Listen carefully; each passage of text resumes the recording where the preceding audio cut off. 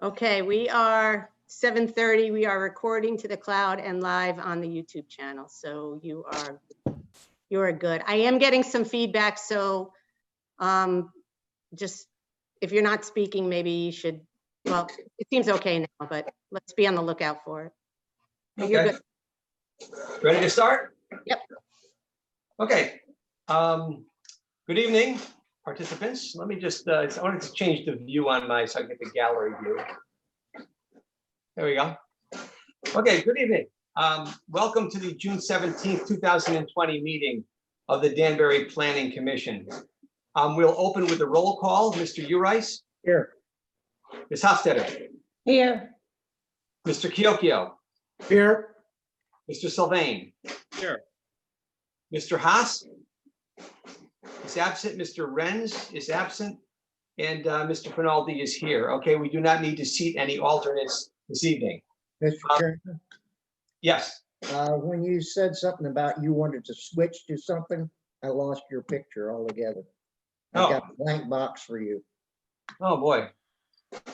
How's There you that? are. There you are. That's There okay. you That's are. better. You're there. Sorry about that technical glitch. Okay.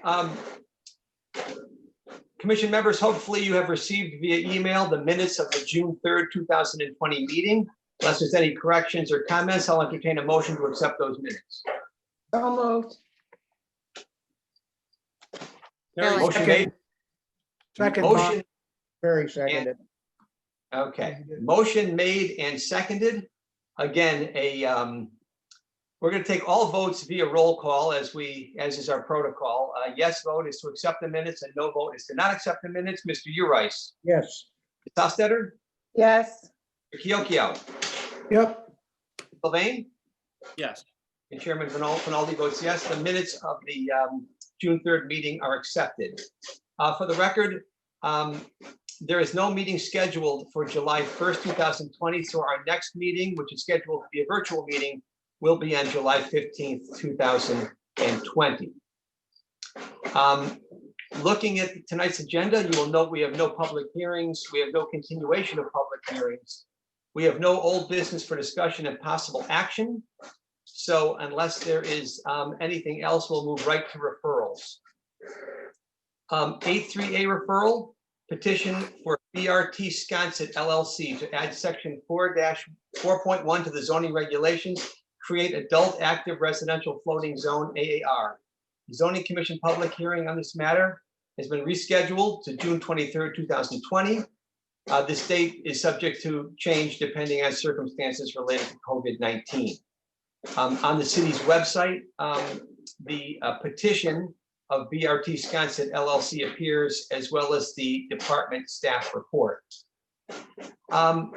Before I turn it over to Sharon to go through her report, I thought it might not be a bad idea to have a brief refresher on the matter of referrals. I know we have some newer people on our commission, and we also really don't know prior to the meeting who will be calling in or zooming in. So if you'll indulge me for just a second, I'd like to talk a little bit about how the Planning Commission handles referrals. I'll start with a reminder that the matter before the petition of BRT Sconset LLC, a referral that comes to us from the Zoning Commission. As a reminder, the Zoning Commission is the legislative body in Danbury that has the authority to amend and change the zoning regulations. And I thought it would be a good idea, again, to briefly review how the Planning Commission deals and handles A3A referrals. And again, I ask you to forgive me if you feel I'm overstating the obvious. I know some of us have been around a while and know this, but again, treat it as a brief refresher. Typically, for an A3A referral, the staff, the planning and zoning staff, prepares a report and submits it to the Planning Commission prior to the meeting for review. And during our meeting, when the agenda gets to the referrals, we have a presentation by the planning staff. We discuss it as a commission and we ask questions, and then we take a vote on whether to give it a positive or negative referral. At that point, it is turned over to the Zoning Commission. And that is pretty much it. That's how we handle 8-3A referrals. I would remind everybody that during our discussion of an 8-3A referral, the petitioner and their representatives are not allowed to speak, and the public is not allowed to speak. And there are no exceptions to that rule. So it's a limited presentation. And the reason I bring this up is because the way that the Planning Commission handles referrals is sometimes a source of confusion. And I have been asked myself several times, why would you discuss this matter or any matter in a public forum and not allow the public to speak and not allow the petitioner to speak? And that's a fair question. But the answer lies in the role that the Planning Commission plays. As I explained, we're not the legislative body within the city that amends the zoning regulations. That is the Zoning Commission. Our role is basically to provide the Zoning Commission with our opinion, which they are free to accept or reject. Reminder to all that the Zoning Commission meeting on this matter is scheduled for June 23rd, which I said earlier. And at that meeting, there will be a full public hearing at which the applicant or the petitioner and their representatives will have an opportunity to speak. And also the public is allowed to speak for or against. That's about it. Am I forgetting anything, Sharon? Or is that a pretty good summary of how we handle referrals? No, that's a pretty good summary, Mr. Chairman. Very good. Any questions, anybody? I know we have some newer people. All good? Okay, so we're going to move right into our first referral this evening. I think I already read it for the record. And with that said, Commission members, I know that the petition and the staff report have been previously submitted, and I will turn it over to Sharon. Thank you, Mr. Chairman. For the record, I'm Sharon Calitro. I'm the planning director in Danbury. So I do recognize that the staff report is probably the longest one you've seen from me in my tenure as the planning director. And its length and the information that it provides is what I felt as the director was necessary to address each of the contentions and claims presented by the petitioner in its petition as to why the zoning regulations should be amended to add this AAR or active adult residential floating zone as it's being proposed. The report also provides staff comments on specific language proposed and consistency with the Plan of Conservation and Development from 2013. The petitioner, as noted, is BRT Sconset LLC. They own a parcel of land off Clapboard Ridge Road and Damier Road, just north of the high school on Route 39. Several paragraphs in the first 2 pages describe the site and the history of its development. And while we recognize that this petition is an amendment to the zoning regulations and not site specific, that information I think is important because number one, the petitioner does own land in Danbury. Number two, the petitioner identifies in the petition that this is a parcel, one of several parcels to which this new zone, if it were to be approved, could be applied. And three, it kind of puts into context the recent newspaper articles for redevelopment under the site under this new zone, if it were to be approved, that were presented to the public by the petitioner. So it gives you a broader picture of everything. So I'm going to walk through my staff report, kind of summarizing it and provide to you some questions to think about instead of going paragraph by paragraph, because obviously it's quite lengthy. So starting with the general comments, the comments related to smart growth address the petitioner's claim that implementing an age-restricted floating zone is an example of smart growth. I have provided to you the American Planning Association policy guide definition on smart growth, as well as a description of smart growth from the EPA as it relates to housing choice. And the definition and policy is provided to give you a better understanding of all the components of smart growth and what it is intended to achieve. It's a term that's used to describe an approach to development, as I indicated, that encourages a mix of uses and building types, diverse housing and transportation options, development within existing neighborhoods, and community engagement. It also covers a range of development and conservation strategies that are intended to and help protect the health and health of the community, natural environment, and make our communities more attractive, economically stronger, and socially diverse. And as I indicated in the report, as related to older adults, smart growth includes, among other things, access to transportation options, communities designed for a healthy living and accessible environment, and choices in terms of housing opportunities, and being able to live close by services, where programs can be provided, and access to measures and programs fostering social integration. So the first question I think to consider based off of my report is whether you agree with the justification of the petitioner that implementing this age-restricted floating zone, the AAR floating zone, as proposed in the petition, is the right approach for Danbury to implement the smart growth strategies. Does it meet the definition and comply with the policies of smart growth? As ABA notes, it is intended to guide, design, develop, revitalize, and build our communities. Having found it, and do you find that it's consistent with the definition, nature, and purpose of Danbury's Plan of Conservation and Development, which specifies that it seeks to promote the coordinated development of the city and the general welfare and prosperity of its people? So that's the first question.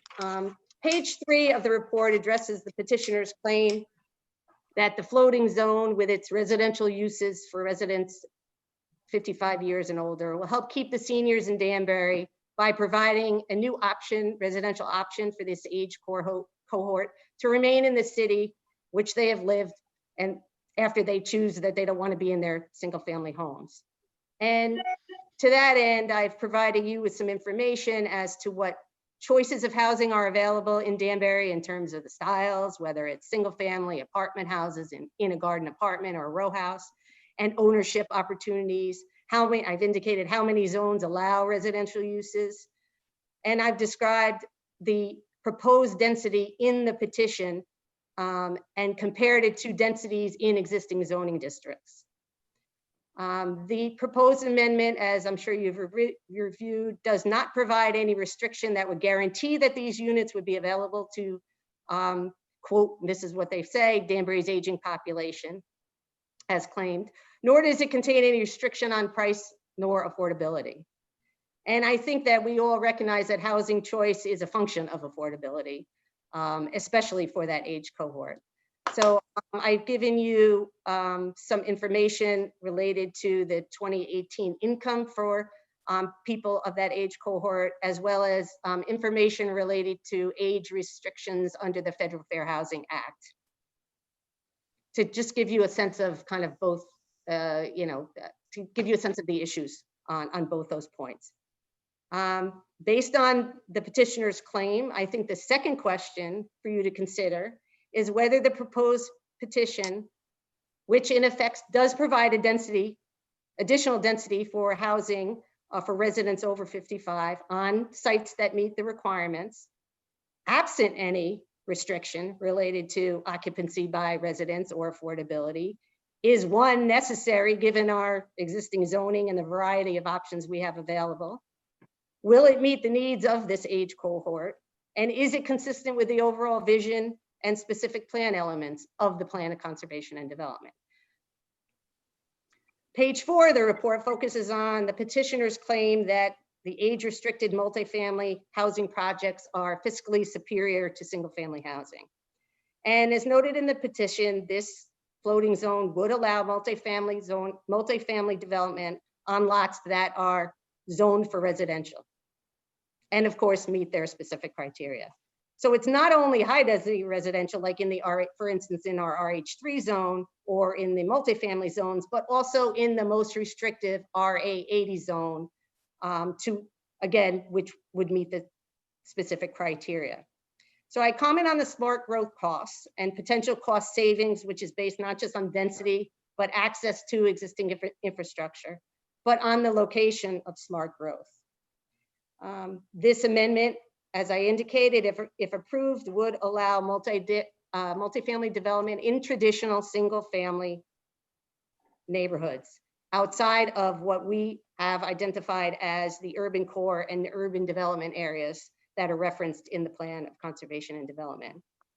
And as noted in the report, I query the commissions to ponder whether the benefits of allowing development at this higher density in these locations outweigh the potential changes to neighborhood character, whether the petition is just too broad in terms of the land area in Danbury, which could be impacted, and whether it could result in unacceptable consequences. So the third question, I think, to consider is whether the amendment will, as applied to the locations indicated by the petitioner in its petition, so they gave us a couple of examples, as well as other locations within Danbury, meet the criteria and result in developments that will be fiscally superior, as they claim, and whether or not they will result in developments that protect existing residential neighborhoods, which is a policy and recommendation of the Land Development Plan section of the Plan of Conservation and Development. The petitioner contends that the amendment will also help Danbury compete with other towns for this kind of development, and that it does help in terms of municipal operating budgets because it allows the municipalities to spend more money on public schools. I've cited some sources that I did some research on, and based on that, I don't think it's reasonable to conclude just because Danbury continues to grow is desirable as a place to live and work. I think it's unreasonable to assume that the single family residences vacated by seniors wouldn't then be backfilled by families for which children need to be educated, for which there may be children that need to be educated. So I'm not sure the claim in terms of fiscally positive is really substantiated in the petition. I also don't think that competition should be the form, should be the basis for zoning. That shouldn't be the reason. We should do it after we've done a comprehensive and careful assessment and evaluation of what we need and what could be the potential impacts. So the fourth question for the commission is whether amending the regulation as proposed is consistent with the goals of the Plan of Conservation and Development to address city needs, and is it compatible with planned development patterns? Finally, there is no justification for the petitioner's claim that the projects that would be developed pursuant to the amendment or that could be occupied by people 55 years or older would provide additional discretionary spending in local businesses or cultural venues over and above what another cohort may decide to spend.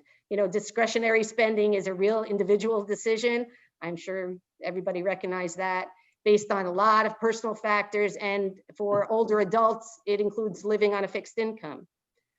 So the fifth question to you, I think, is for you to consider is one, whether the petition as proposed presents opportunities for more densely developed projects, the benefits of which are not or could not be reaped similarly with developments under existing zoning, and whether providing such opportunities by way of revising our land use regulation results in development patterns that accommodate growth without diminishing the quality of life per the Plan of Conservation and Development.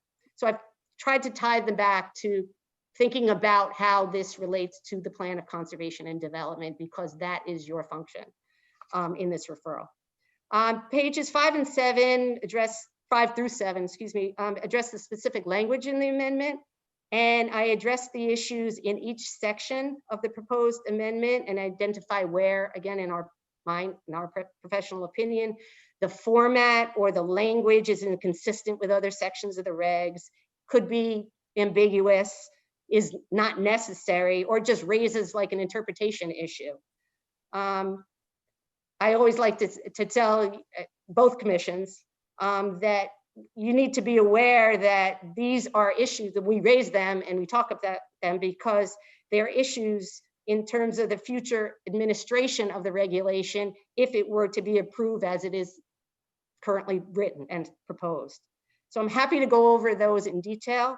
If you want, the report is part of the record. So I'm just trying to spare the, the length and get to any questions and comments. I've also provided on page 6 of the report a chart which shows the densities that could be developed under the proposed regulation on a site, the minimum site size of 10 acres, as is proposed in the regulation. And I've compared it to the petitioner's property on Clapper Ridge Road. Again, why? Because they have indicated that that is a parcel to which this zone could be applied. So I've given you an idea of what kind of density, just on a straight number calculation, not accounting for anything else, that we could see. And finally, I provided to you an assessment of the consistency of the proposed amendment with respect to the policies and the goals and the recommendations of the Plan of Conservation and Development.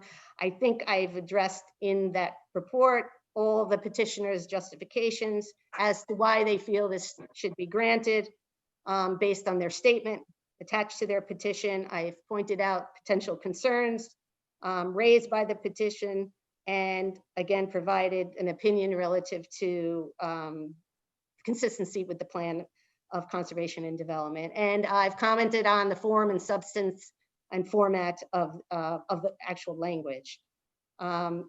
And I conclude by saying that, you know, in its form, as written, we just don't support this petition to amend the regulations. So I'm happy to, I've tried to summarize that fast because we can talk about specific issues. I'm obviously happy to entertain any questions. But that's kind of, in summary, the 9 pages. Thank you, Sharon, for a detailed report and a nice summary. Commission members, questions for and discussion for Sharon? For Sharon, no. Okay, Very good report, Sharon. Thank This is Helen. go ahead, Helen. So this is a very comprehensive report, as everybody's saying. It's very much appreciated. Thank you. I try to net it out though, to come up from, from detail and to ask myself these types of questions. So it looks to me like, and I think you're saying this in the report, that for multiple reasons, overlaying the zone in less dense residential areas is that's not adequately served by transit and other services, and would not be, it would not meet some of the goals of the zone, and it's also incompatible with the POCD.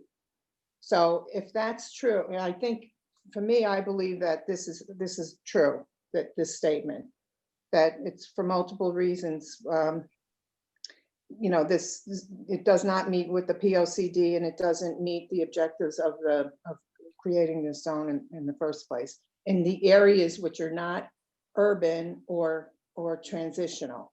I'm talking the residential RA 40, RA 80 type zones. So if that's the case, and if it is restricted, if this zone, if we create this zone and it is restricted, I don't know if we can do that, but if it's restricted to urban core and transitional zones, can we say that it is indeed, and I think you're saying this in your report, so just to clarify, can it be said that the zone is redundant then, because the same objectives can be reached for what this zone wants, as well as what the existing zones already have? So that's a question, and I think you're trying to say, I think what you said is these objectives can be in transitional and urban core zones, can be met with existing regulations. And so then the third question is there a case for this zone to exist in those restricted areas, the urban core and the transitional zones, for some reason that we have to identify to make it allowable to have this zone, at least in some places? So those are my questions and requests for clarification. Okay, let me see if I can try to address them. So, just so that we're all understand, I know you do understand, but just so we're all on the same page as we in the semantics. So the proposal is to create a floating zone. So it's in the zoning regulations, floating, right? It can be applied to as written to any residentially zoned land that meets those requirements, 10 acres on an arterial, water and sewer. Any residential zone. So RMF, RH3, RA 40, 20, 80. If you have a 10-acre parcel that is on water and sewer or could be extended, this zone could apply. What happens then? The underlying zone goes away and just these restrictions would apply. That means, as you indicated, that you could get a site that isn't in those urban development and urban core areas, as we've indicated in the comprehensive planning program, of which the plan is a part and references. You could get a development of higher density outside of those areas where we said the density should be.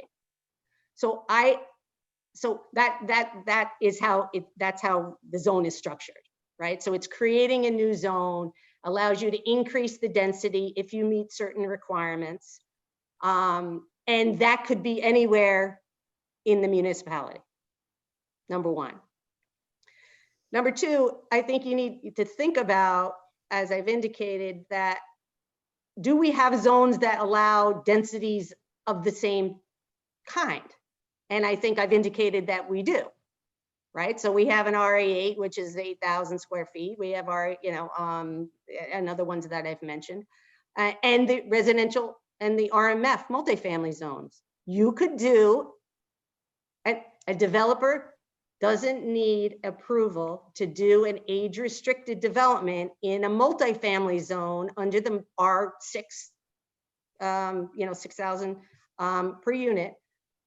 He or she could just choose to put the age restriction on themselves. We don't have anything to do with that, nor is it good or easy for us to enforce that. How would we do that? They could do it themselves. So what they need is additional, and what's desired, I think, underlying this is to get more density out of this zone than what we have in existing zones.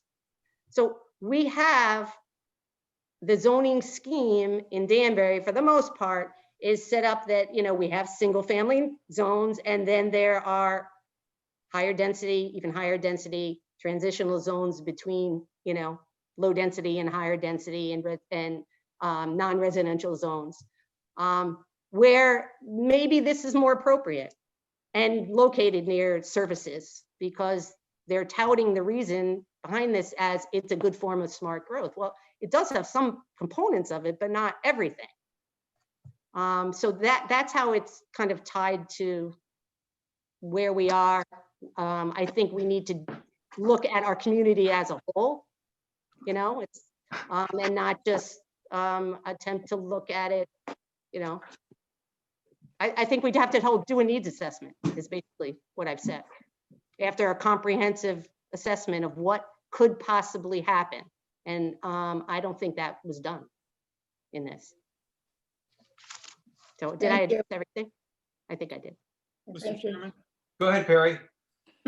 Sharon, would I be correct in saying that even before we considered whether it was compatible with the POCD or smart growth, there's issues with the formatting and the language of the petition itself, that before we'd even consider the merits, we'd want those things cleaned up, like the question, why is the length of the building longer than 200 feet? Well, that's the restriction in other zones, questions like that, right? So your role, Commissioner, is that your role is to look at the proposed petition, which is an amendment to the regulation, and whether or not it's consistent with the goals and policies, recommendations of the plan of development. I need to point out to you that we have issues with the language, because we'll end up administering this if it goes through. We don't even understand, it's not even clear what process would occur.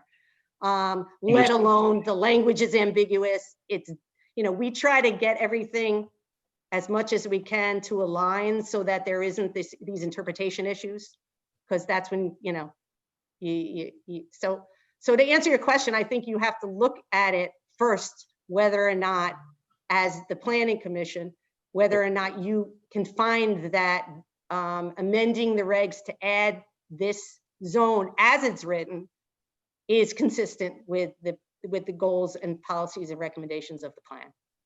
Okay, And understood. the Scribner things, I mean, that's part of it. That's how it's presented. So that plays a part, but I think you need to look at whether, it's Thank you. consistent. Clarification. Thank you. Thank you, Mr. Chairman, Mr. Kyokyo. yes, so Sharon, just, I'm a little dense here. I just wanted to clarify, I think I got it. Just clarify that I understood correctly, that really all this gets them is more density in other than the urban core zone areas. Is that pretty much the bottom line there? Pretty much.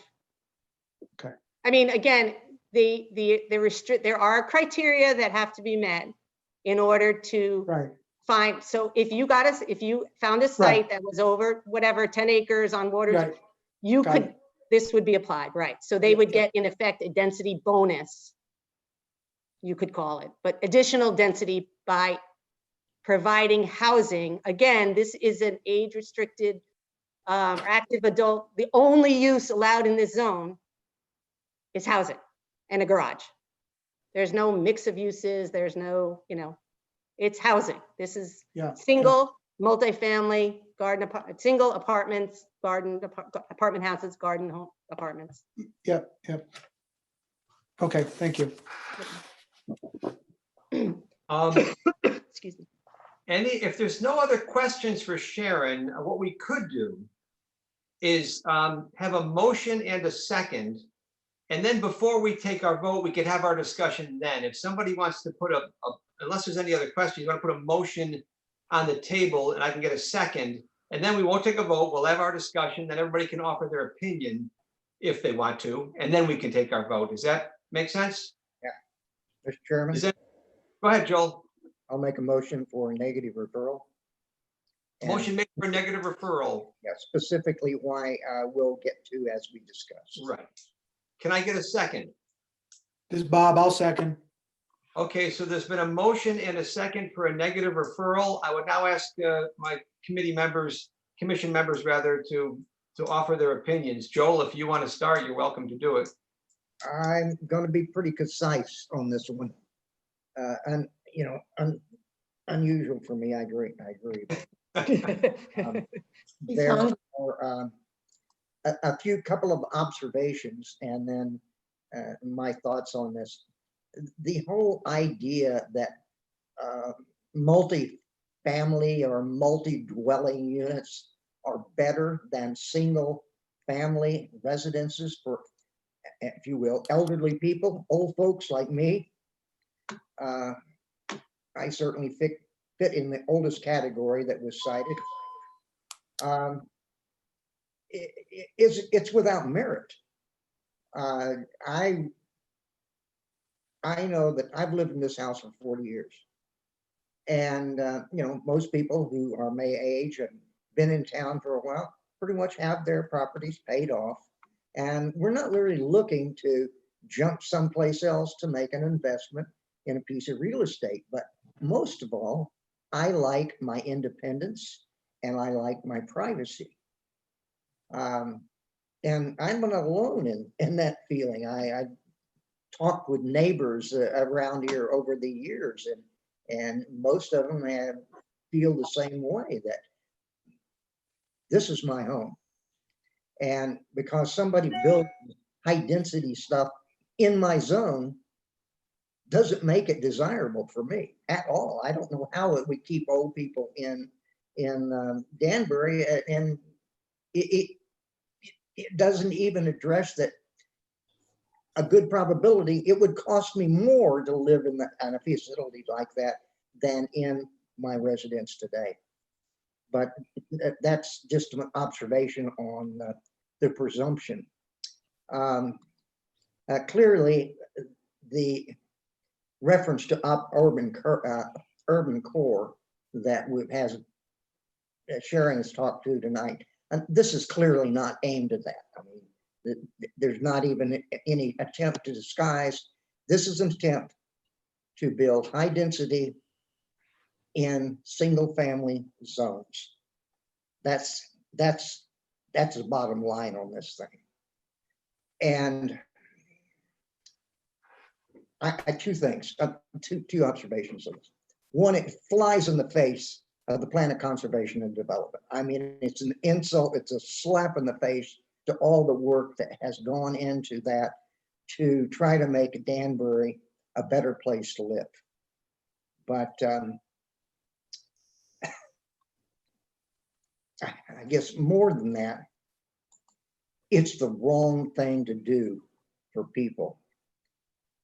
If you take all of the single family dwellers in this town, and we may not all certainly have the same opinion, and then you tell us, I know you bought your house in a single family zone, and I know you looked around and you checked out, yes, this is a nice single family neighborhood. Whether you're RA8 or RA80, it doesn't really matter. You're in a single family dwelling. You're not going to have high density dwellings, if you will, mucking up your neighborhood. I think it's a personal offense to the single family owners in this town who had invested their good money in the anticipation of, I bought here, I expect it to stay what it is. I mean, that's what's all around. Not to satisfy some developers, inkling to how can I develop this 10-acre parcel.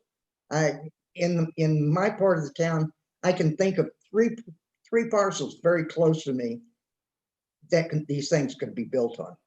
I do not want them in my neighborhood.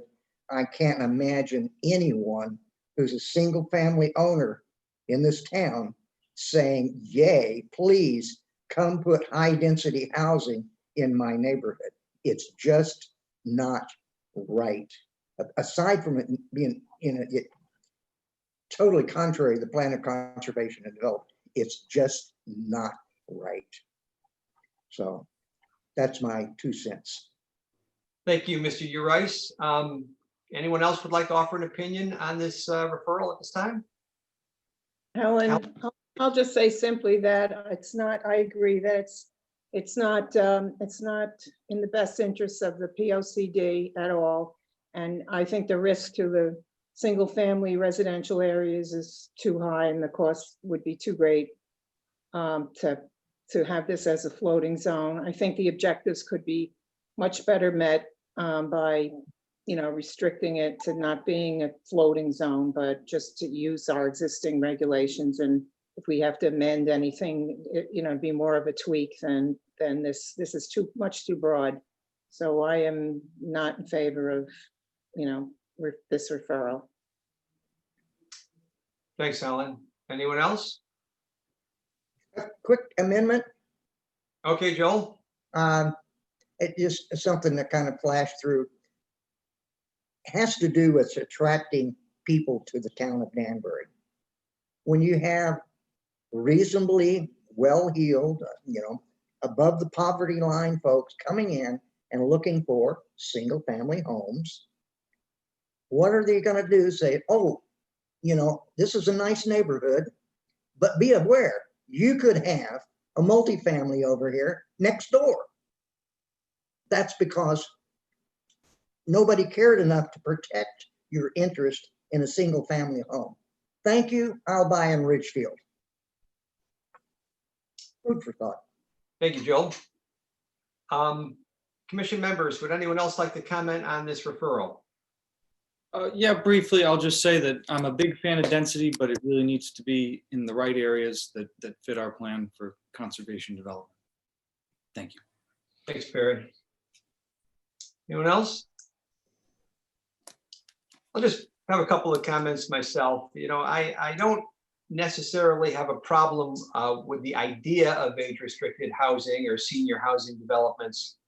But as the petition was submitted and as it's currently worded, unfortunately, I don't support it. I think it misses the mark. In broad terms, I think as Sharon said, it's just too broad. It could be put in the floating zone could be put in any residential zone, and there's just too much potential for unaccepted or unanticipated consequences. I am aware that in many places in the city, there is multifamily developments that is adjacent to or abuts a traditional single family area. Sometimes it acts as a good transition zone, but this isn't adjacent to or abutting. This is a floating zone, which could actually be placed inside of a traditional single family residential neighborhood with the restrictions. I know the 10 acres, sewer and water, etc., but still, I just think it has the potential for a disruption of a established traditional residential neighborhood. That's just something I would prefer to avoid. Several people indicated that the petition as submitted is not in conformance with the plan of conservation and development. That's true. That's sort of our guide that we go by. We always look at that on every referral, and we certainly looked at it. And this one, and those reasons are indicated on page 8. The comment was made that there's some language issues, some wording issues that appear on pages like 5, 6, and 7 of Sharon's report. That's true. Those concern me to the extent that, as somebody mentioned, probably Sharon, it's the planning and zoning staff's job to administer this if it were to be approved. So if there's confusion now, it would only carry over to their efforts to administer the new zone. Those would have to be straightened out. The concept of smart growth, I think, is a good one. I have no objection philosophically to smart growth, but smart growth, it's a catchy term. It means a lot of things, and it's defined on page 2 of Sharon's report. But it's important to indicate that it's not just density. There are other components to smart growth. And if I could just read briefly, the intent of smart growth strategies is to refocus regional growth within cities and more urbanized areas where infrastructure, utilities, and transportation options exist. Developments that are compact, transit accessible, pedestrian oriented, meet the principles of smart growth. If we put this floating zone out in the more rural areas of Danbury, I don't see any transportation options other than driving. Somewhere in Sharon's report, she mentions an auto-dependent development. These will be auto-dependent. They're not close to any other form of transportation. They certainly, I don't think, would generate a lot of pedestrian traffic either out where they are. And finally, I think somebody commented on the matter of keeping seniors in Danbury. That's, again, a noble goal. I think I'd love to keep our seniors here. But even if you put the floating zone in, there's no way to guarantee that the people that ultimately rent or buy these units are from Danbury. That's something you can't do. You can have the age restriction, but you can't confine the renters or buyers to just Danbury residents. It's demonstrated in the report. You can't do that. So while it's a novel idea, it needs some work. And I agree with the comments made by my other commission members that I can't support it at this time. Anybody else want to make a comment? Okay, hearing no other comments or discussions, there has been a motion made and seconded for a negative referral. Again, a yes vote is for a negative referral. A no vote is not for a negative referral. And we're going to take a roll call vote. Mr. Urice. Oh, He I needs didn't to hear you. unmute. Joel, You got to there? unmute. There he goes. Hold on. Okay, you there, Joel? I'm sorry, yes. Okay, all right. Again, let me just repeat what I said just in case. A yes vote is for a negative referral. A no vote is not for a negative referral. Mr. Urice. Yes. Ms. Hofstetter. Yes. Mr. Chiocchio. Yes. Mr. Sylvain. Yes. And Chairman Finaldi votes yes. This matter will get a negative referral to the Planning Commission. Okay. Moving on our agenda down to item 2, 8-3 referral petition of Sugar Hollow Road Land Development LLC to amend section 6A2B and 6A5 of the zoning regulations, add sale, rental, and repair of autos and trucks to the IL40 zone as a special exception. Again, the zoning commission meeting on this matter is scheduled for July 28, 2020. The date is subject to change depending on circumstances related to COVID. And this matter will be discussed at our planning commission meeting on the 15th. My bad. There's nothing here under new business, and there's a letter under correspondence from Ben Dodo, PE, requesting a 5-year extension on special exception 708, SSR Development, 90 Shelter Rock Road, K14233, original 9-year approval date of January 15, 2011, and the extension request letter was attached. Jennifer or Sharon, is there anything you wanted to discuss on that? I'll take this one, Mr. Chairman. As you have on the agenda, the link, you can see Ben's request. This special exception site plan was approved June 15th, 2011. Per the statutes, they're allowed 9 years. They can request an additional 5 years. They have done so. The property recently changed hands. They are actively working the site right now. They have the appropriate permits from the permit center, and they're just requesting the 5 years to continue doing site prep and to do the building. I'm sorry, to construct the building. So we don't need to take a vote on this. This is just. No, for- you do, Oh. please. Okay, and the staff has no objection to it? No, we do not. Okay, commission members. Approved. Motion to approve. Motion made to approve. Do I hear a second? Second, Motion made and seconded to approve the extension. Okay, again, a yes vote is to approve the extension. A no vote is to not approve the extension. Mr. Urice, Yes. Ms. Hofstadter, Yes, Mr. Kiokio, yes. Mr. Sylvain, Yes. and Chairman Finaldi votes yes. Okay, the extension is approved. Thank Nothing. you. You're welcome. Nothing under other matters, and there's one item under for reference only that I will let everybody take a look at. If there's nothing else, I'll entertain a motion to adjourn. so moved. Second, Motion made and seconded for an adjournment. Again, a yes is to adjourn, a no is to not adjourn. Mr. Urice, Yes. Ms. Hofstadter, Yes. Mr. Kiokio, yes.